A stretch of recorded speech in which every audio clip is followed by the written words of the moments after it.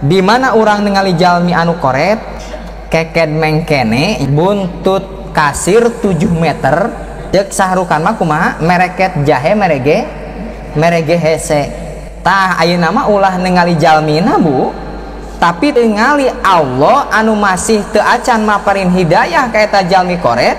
Saur urang teh kieu, Gusti mugi abdi mah ditebihkeun tina sifat bahil, ditebihkeun abdi mah tina sifat kikir, tebihkeun abdi mah tina sifat pelit.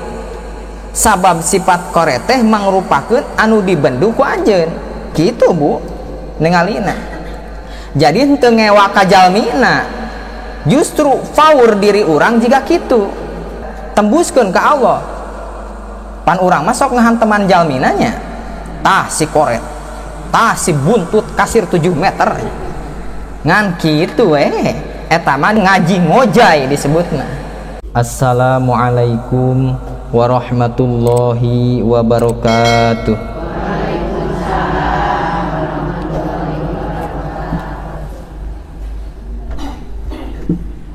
Innal hamdalillah nahmaduhu wa nasta'inuhu wa nastaghfiruh wa na'udzu billahi min syururi anfusina wa min sayyiati a'malina may yahdihillahu fala mudhillalah wa may yudlilhu fala hadiyalah.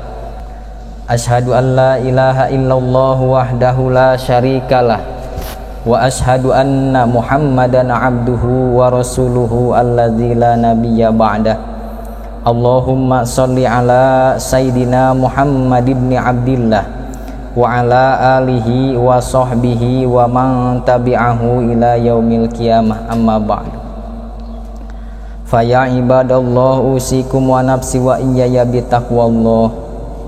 Puja sinareng puji eta sadaya kagungan Allah anu maha ngarungu, maha nyakseni, maha caket ka urang sadayana, anu parantos ngatur kana pertemuan urang sadayana, anu parantos maparinan nikmat anu teu aya wates wangeuna, sinareng anu maha sabar sok sanaos kaayaan urang seueur dina midamel dosa sareng maksiat. Salawat sinareng salam mugia kacurah limpahkeun ka junjunan alam habibana wa nabiyyanal karim Muhammad sallallahu alaihi wasallam, anu parantos maparin kaluhuran akhlak sinareng uswatun hasanahna kanggo urang sadayana, kanggo ngajantenkeun tolak ukur kahirupan urang sadayana pikeun ngaraih kabagjaan dunia akhirat. Teu hilap ka para ahli wargina, para duriyahna, para sahabatna, tabiin tabiat atba'u tabiin tug para gadugi ka urang sadayana. Mugia urang kenging syafaat mantena jaga di yaumil jaja, amin ya Allah ya rabbal alamin. Satu acana pribados ngalajengkeun kana pangaosan ti payun pribados nedasi hapunten anu saageng-ageungna ka ibu sadayana tina rupi-rupi dosa anu patali sareng ibu sadayana, ageungna alitna dohirna sinareng batina, kinten badeng hapunten ibu. Alhamdulillah wa syukrulillah kasolehan manah ibu sadayana kanggo ti pribados sayogi ti kamari sadiati ayeuna insyaallah ikhlas ngahapunten pisan. Dina kasempetan ieu pribados bade ngadugikeun pisaur Imam Ibnu Athaillah dina kitab Hikam. Saur Imam Ibnu Athaillah, al-ata'u minal khalqi hirmanun wal man'u minallahi ihsanun. Maknana al-ata'u ari pamere minal khalqi ti makhluk, hirmanun eta panghalang, wal man'u jeung ari panolak minallahi ti Allah ihsan. Dumasar kana kaul Imam Ibnu Athaillah nembe pribados ngagaduhan pertarosan anu sederhana kanggo ibu. Ari urang resepna dibere atau resep mere Bu. Ieu ngadiagnosa heula maksudna nama supados henteu salah surah. Sakali deui urang teh resepna dibere atau resep mere Bu. resepna dibere. Sedengkeun pada apal saur Kangjeng Rasul, al yadul ulya khairum minal yadis sufla. Panangan anu di luhur leuwih hade daripada panangan anu dihanap. Maksadna panangan anu mere leuwih hade daripada panangan anu dibere. Sementawis urang dugi ka ayeuna tanggal 1 bulan Oktober 2020 hiji. Resep keneh dinaon Bu namanya teh? Diberenya. Berarti posisi urang teh apakah entos dugi kana khair atawa teu acan khair Bu? Sedengkeun urang ngadua ka Allah siang jeung wengi, urang teh hoyong ningkat kasaean teh gitu. Kira-kira iraha saena lamun urang resep keneh dinaon Bu? Tenang we ieu mah tong wakareuwas Bu nya. Da anu nyariosna nage masih keneh haripeut eta teh dibere teh. Jadi nyantai we heula Bu ieu ngaosna nya. Da ieu mah sapertos biasa panyawat sarerea. Urang lalaunan we diajar sarerea ngomeanana gitu.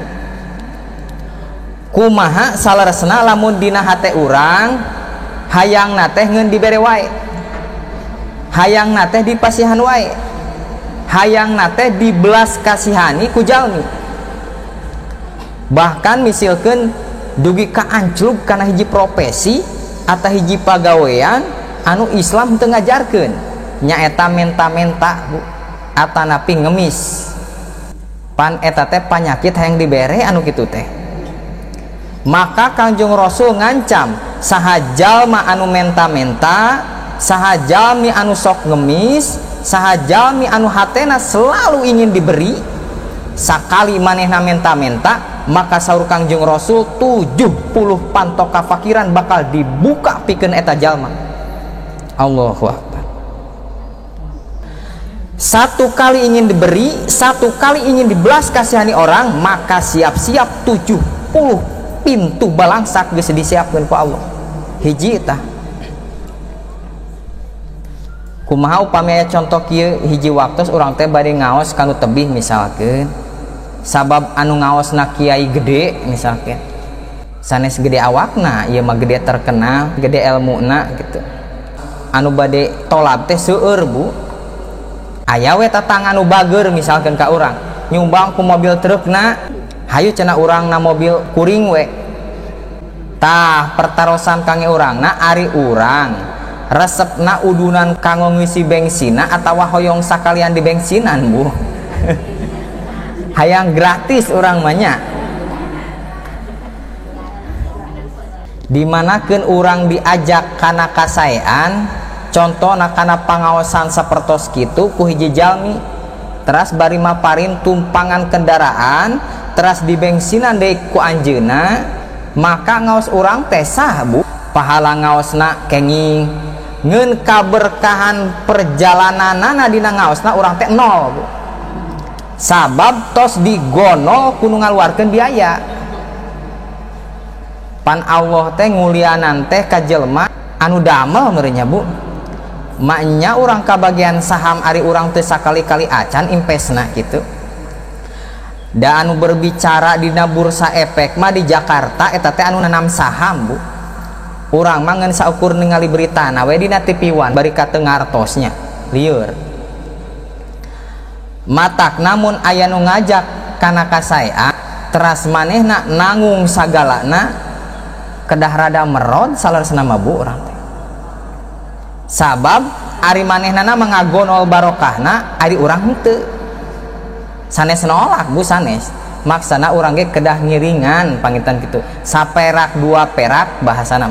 Samampuna diri urang paling tidak nawarkeun diri yen urang ge hoyong ngiring nyumbang gitu. Sabab urang ge hoyong ganjaran anu leuwih gitu. Naon bahayana bila mana hate hoyong dibere Bu. Naon efek jeung dampak negatifna bila mana kolbu urang selalu ingin diberi. Saur Imam Ibnu Athaillah, al-ata'u minal khalqi hirmanun. Pamere ti makhluk teh eta teh jadi benteng panghalang Bu. Doa-doa urang bakal kahijab. bakal kahalang ku pamere eta. Lain ku dipasihana buka denya bilih gagal paham gitu. Tapi maksud Imam Ibnu Athaillah mah nyaeta sikap hate nalika dibere. Sikap hate nalika dibere teh kalakah hayang deudeuieun we hayang dibere deui. Tah eta teh jadi panghalang doa urang, Bu. Ari dipasihan mah wios ngeun ulah hoyong komo ngarep-ngarep mah gitu. Pan urang sok resepnya ningali jalmi anu berehan ka diri urang. Upami urang dipasihan ku hiji jalmi teras ieu hate cumantel kana pamerena eta jalmi dugi ka lamun teu mere deui sok beda hate teh misalkeun atawa manehna katengali mere ka batur ari urang teu dibere tuluy ieu hate ngarasa beda, Bu. Berarti urang teh masih cumantel kana pamere eta jal. Tah saur Imam Ibnu Athaillah mah anu ngajadikeun hijabna kana diri urang panghalangna tepina doa ka Allah teh cumantel ieu hate kana pamere hayang deudeuieun we kitu. Lamun batur teu mere deui teh beda carana. Lamun alim jadi hijab, lamun aya jalmi berehan ka urang teh Ibu tong ningali jalmi jeung pamerena, tengali Allah anu nancepkeun sifat berehanana ka eta jalmi. Kadinyakeun ningalina saur hate teh kieu nyariosna, Gusti anjeun parantos napalkeun berehan ka eta jalmi, atuh tong kasih eta hungkul nancepkeun berehan teh. Tancepkeun we ka abdi oge Gusti, sabab abdi kalintang resepna ningali jalmi anu berehan. Meureun lamun abdi berehan ge batur ge resepeun ningali na ka abdi. Tengali Allah na anu maparin sifat berehanana pasti beda hasilna. Moal aya hate hayang dibere ku jalmi, nu aya malah hayang nurutan mere.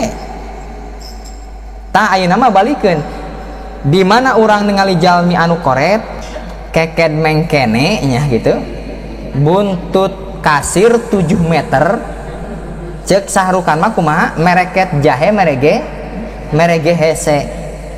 Tah ayeuna mah ulah ningali jalmina, Bu, tapi ningali Allah anu masih teu acan maparin hidayah ka eta jalmi koret. Saur urang teh kieu, Gusti mugi abdi mah ditebihkeun tina sifat bahil, ditebihkeun abdi mah tina sifat kikir, tebihkeun abdi mah tina sifat pelit. Sabab sifat koret teh mangrupakeun anu dibendu ku anjeun kitu, Bu, ningalina. Jadi henteu ngewa ka jalmina, justru faur diri urang jiga kitu. Kedahna kitu ayeuna mah tembuskeun ka Allah. Pan urang mah sok ngahanteman jalmina nya, tah si koret, tah si buntut kasir 7 meter ngan kitu we. Eta mah disebut ngaji ngojay disebutna. Matak ayeuna mah tembuskeun ka Allah. Lamun abdi ningali jalmi koret, ieu teh ilmu ti Allah, ilmu euteung kanggo abdi. Meureun abdi teh ulah jiga kitu, sabab dijamin teu kudu make wirid, dijaminana ge jelema kabeh pasti teresep kana pagawean kitu. Kana pada melanu sanes misil lamun urang ningali jalmi ngomongkeun urang tuluy ieu hate biasana sok ngaraksa raheut nya, Bu nya.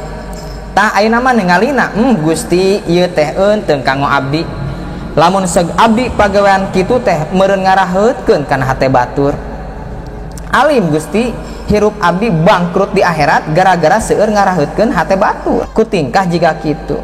Jadi entos ngaos ieu mah lain diri batur anu dipek-prekan teh nya, Bu, tapi diri nyalira anu dikekesek teh.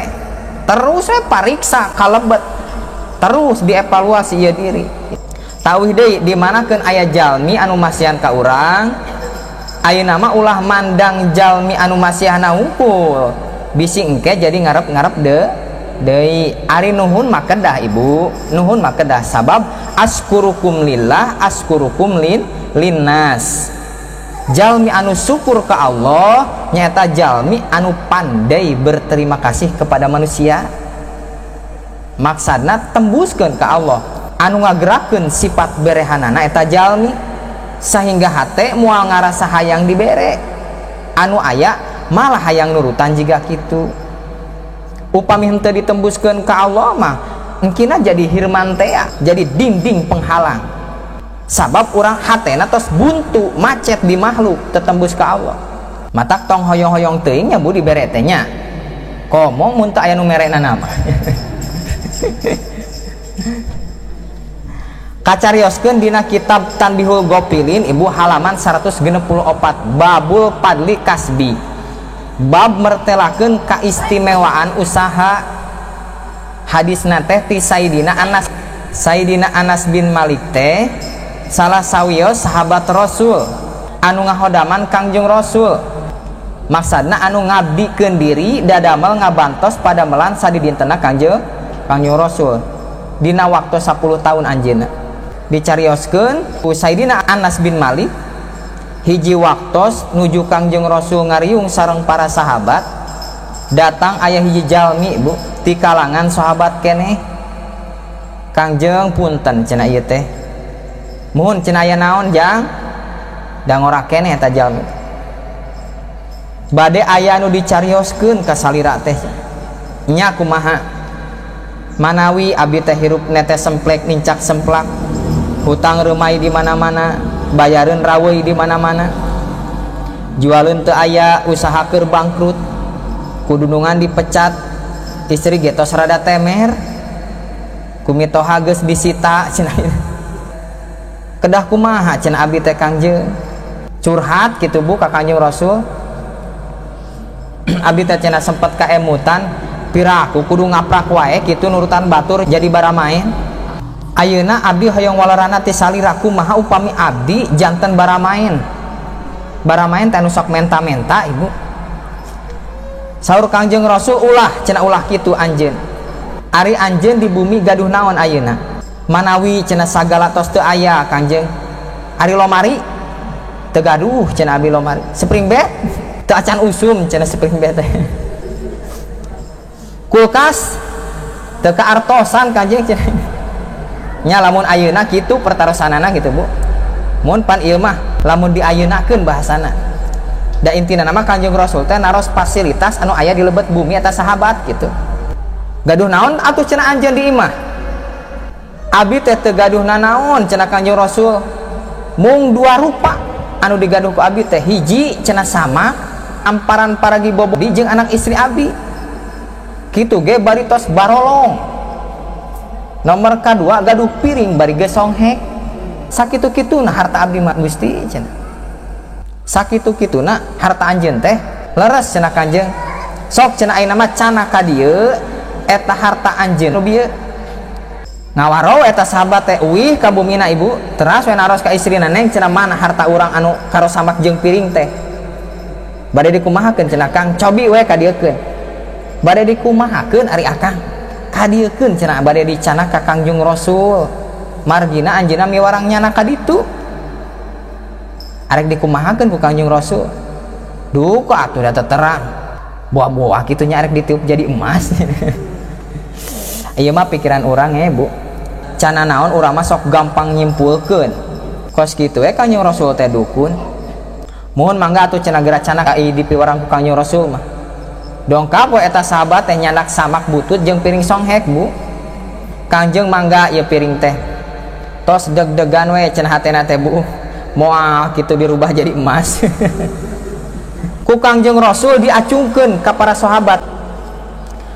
sahabat saha anu wani meser ieu piring songhek jeung samakoho ternyata geuning dilelang ku Kangjeng Rasul teh bu jempling eta sahabat sadayana teh anu nemal duka teu aya nu butuh duka kumaha kitu nya nya da atuh samakoho piring songhek ngeun aya salah saurang sahabat anu cerdas anjeunna ngawaler Kangjeng abdi wantun mayar sadirham teh lamun ayeuna mah 4 gram perak bu berarti 100.000 ukuran ayeuna mah lamun perak hargana 25.000 sagram kunaon eta sahabat wantun mayar sadirham sabab sahabat lain ningali anu ditawiskeunana tapi ningali anu nawiskeunana teras we Kangjeng Rasul teh nawiskeun deui ibu henteu sakali ayah henteu cenah anu langkung wantun mayar teuwih ti sadirham dilelang pancaritana ge kitu mungkin jempling bu eta mah komo cacakan sadirham tadi lami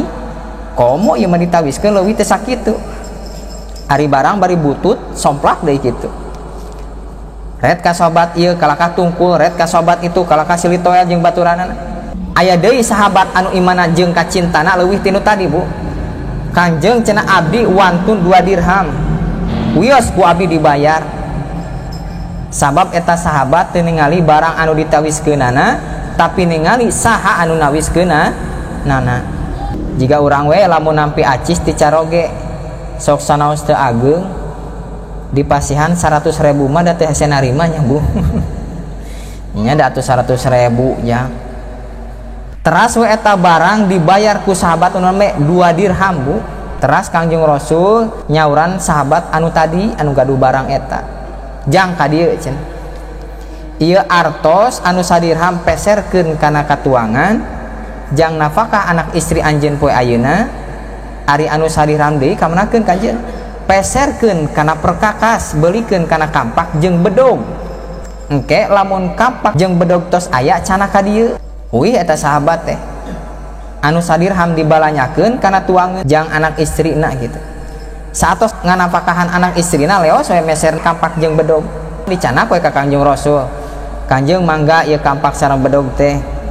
Saur Kangjeng Rasul, cik cenah punten para sahabat pangalakeun kai we kampak sareng bedog teh. Ta ieu teh panginten contohnya jang hiji pamimpin teh lain saukur ngeun tutunyuk hungkul. Saatos diperahan eta bedog jeung kampak saur Kangjeng Rasul jung cenah anjeun ngalas suluh ka gunung. Tuluy eta suluhna jual iderkeun ku anjeun. Hasilna pake napakah anak istri anjeun. Ngan 15 poe 15 peuting ti ayeuna tong waka nepungan kaula ceuk Kangjeng Rasul. Geuning cenah kuring teh tita ngalas suluh. Panyata eta kampak teh disulap jadi emas. Atoh eta sahabat teh nya dipiwarang ku Kangjeng Rasul kitu teh. Berangkat we eta jalmi teh ka gunung. Ternyata dina sapoe bisa ngahasilkeun 10 dirham hasil ngajual suluhna teh. Untung pannya tadi modalna sadirham jadi 10 salapan dirham meureun untungna. Kumaha tanaganakeun we tanagana mah tong diasupkeun modalnya. Pan ngahuapkeun sanggudi ge seger deui. Salama 15 dinten eta saatosna dongkap we ka Kangjeng Rasul. Saur Kangjeng Rasul, kumaha cenah hasilna? Alhamdulillah cenah Kanjeng. Anak istri kanafakahan, parabot abdi tos kapeser deui. Tempat bobo jadi sae deui. Kumaha saur Kangjeng Rasul? Tah, ieu ladang kesang anjeun, ladang capek gawe anjeun jadi mutiara berharga pikeun hirup anjeun di dunia jeung di akhirat. Daripada anjeun ayeuna ngemis di dunia balangsak teu aya tungtungna, di akhirat beungeut anjeun tarotol harideung. Totol hideung eta moal leungit angin dihapusna ku seueur neraka. Matakna ibu upami ningali sepuh anu masih keneh daek didamelnya. Daek iinitan ngiderkeun daganganana, ya Allah ya Robbana sok mulyakeun Bu. Teuwih lamun ku urang dipeser lain ieu mah ngeun dikekesak we kitu ditawar. Allahu Akbar. Matak masih daek ngider dagang oge ngebon laladang jiga kitu teh sabab anjeunna tidak mau bertumpu tangan karena bantuan jeung pamere jelema kitu eta teh. Jauh leuwih mulia jalmi anu kukurilingan mamangul daganganana daripada jalmi anu kukurilingan menta-menta. Sabab jalmi anu kasab mah anu niatna ngajauhan tina belas kasihan ti jelema tos dijamin kamuliaanna ku Kangjeng Rasul Bu. Matak anu gaduh kasab naon wae bade anu icalan kuli buburu teras we lajengkeun. Tong ningali alit jeung gedena tingali nama yen Allah jeung Rasulna teh mikaresep ka jalmi anu bobolokot kesang dina kasabna. Sabalikna Allah ngalakna pikeun jalmi anu ngarep-ngarep hayang dibere jeung sok ngemis-ngemis ku jelema. Tingali Nabi Daud Bu, Nabi Daud mah minantu raja eta teh. Mertua Nabi Daud teh namina teh Raja Tolut dina surat Al-Baqarah. Tapi Nabi Daud tetap we tidak bertopang dagu, tidak berpangku tangan. Nabi Daud mah pada melana yang ada melan bedog jeung alat-alat perang ku pananganan nyalira. Padahal keluargana keluarga raja. Teras kan pribados kantos nyarioskeun aya sahabat tepang sareng Kangjeng Rasul. Teras Kangjeng Rasul nyepeng panangan eta sahabat bari dina kaayaan sasangalun jeung sing belekbek pananganna teh Bu. ladang dadamel anu berat. Kangjeng Rasul teu ragu nyium eta panangan sahabatna, bawaning ku bangga ningali sahabatna seorang pekerja keras, Bu. Bahkan saur Kangjeng Rasul, ieu leungeun moal pernah kasentuh ku seuneu neraka cenah. Saking ayeuna Allah jeung Rasulna mikaresep ka jalmi anu getol dina dadamelna. Hiji al atau minal makhluk hirmanun, pamere ti makhluk teh mangrupakeun panghalang. Mata urang diajar wios dibere mah, tapi hate tong ngarep-ngarep dibere. Ngan upami urang tos dibere mah sunah, Bu, ditampi. Bilih gagal faham, pedah-pedah tos ngaos cenah. Nalika anu masihan teh alim, cenah abdi mah alim, bisi ka hijab, bisi jadi hahalang kanggo doa abdi, tak eta teh gagal faham. Ngaosna sunah, Bu, hukumna di mana dipasihan ditampi, lamun teu ditampi tabrakan jeung sunah. Jalmi anu merena bakal kuciwa jadi bendu hatena. Ngeun mandangna kedah dirubah, kedah tembus ka Allah yen ieu jalmi tos dipaparinan sifat berehan ku Allah. Jadi orang mikirna lain dedeun hayang dibere, anu aya orang hayang nurutan jadi tukang mere. Anu kadua walman jeung ari penolakan minallahi ti Allah ihsanun eta kasaean. Sekali deui walman jeung ari penolakan minallahi ti Allah ihsanun eta kasaean. Setiap orang pasti lamun ngadua resepna hoyong diijabah, resepna hoyong dikontanan ku Allah. Misalkan orang ngadua hoyong artos, bari dibarengan usaha nu lempeng jeung sampurna, teras eta artos teh teu aya wae. Jawabanna saur Imam Ibnu Athaillah, eta teh kasaean ti Allah. Naon kasaeanana? Di mana kahoyong orang ditolak ku Allah, kedah seuri ayeuna mah Ibu. Di mana kahayang orang cang laksana dilaksanakeun ku Allah, orang teh kedah seuri ayeuna mah. Seuri kumaha? Seuri yen diri orang teh dipaparinan kayakinan leuwih ku Allah. Naon kayakinanana? Yen Allah teh maha kawasa. Cirina kawasa Allah teh teu bisa diatur ku dua urang. Jadi doa anu teu acan diijabah teh atawa kahayang urang anu ditolak ku Allah teh atos ngaos ieu mah wal man'u minallahi ihsanun. Bet belenye hate teh seuri, abdi mah ngartos ayeuna mah Gusti teh pangeran abdi, Gusti teh maha kawasa ka abdi, Gusti teh wajib kudrot. Sedangkan ciri Gusti kawasa teh Gusti teh geuning teu bisa diatur ku doa abdi. Diijabahna berarti eta sae, ditolak oge eta sae munggu anjeunna. Janten ari panolakan Gusti ka hamba anu taat anu takwa teh eta teh mangrupakeun kasaean. Hiji urang kedah nahan hate supaya ulah hoyong dibere makhluk. Dua nalika aya kahoyong jeung doa anu can diijabah atawa diijabah ngeun teu cocok jeung kahoyong urang teh kedah emut. Yen Allah teh innallaha ala kulli syai'in qadir. Allah teh kawasa kana sagala perkara. Cirina Allah kawasa anjeunna teu bisa diatur ku doa urang. Jeung urang kedah terang yen setiap ditolakna kahoyong urang kedah tiasa ngemut yen eta teh mangrupakeun kasaean ti Allah. Sabab Allah uninga karena masa depan urang anu sanyatana Allah mah uninga gitu. Ari urang terang naon karena bakal anu kasorang ku urang, da eta mah perkara gaib. Paling urang mah tiasa ngaprediksi gitu. Matakna ulah kuciwa lamun doa urang teu acan diijabah ku Allah. Sabab Allah ngagaduhan rencana anu sae mungguh mantena anu teu kaudag ku kanyaho urang. Tah kitu panginten ibunya mung sateu acan ditutup ieu teh nembe katitipan saur ku Amanor awuh wire ayeuna sabab ada pangaosan saurna teh bade diayakeun acara di Kuris nyata vaksinasi kanggo usia lanjut, kanggo usia anu 30 tahun kaluhur, diayakeun teh di madrasah Cikamarang-Girang saurna teh. Kanggo nu teu acan panginten sumangga tiasa ngadongkapan kanggo nyampurnakeun ikhtiar dohir urang ka Allah. Mugi janten kamaslahatan, mugi janten ibadah kangge urang sadayana. Amin ya Allah ya rabbal alamin. Sakitu anu tiasa kadugikeun leresna murni lungsur ti Allah, lepatna murni tina kabodohan pribados, leuleusna matak teu pantes badagna matak melag, leuleuy matak kereut pamugi ageng hapuntenna. Wallahu muwaffiq ila aqwamit thoriq. Wassalamualaikum warahmatullahi wabarakatuh.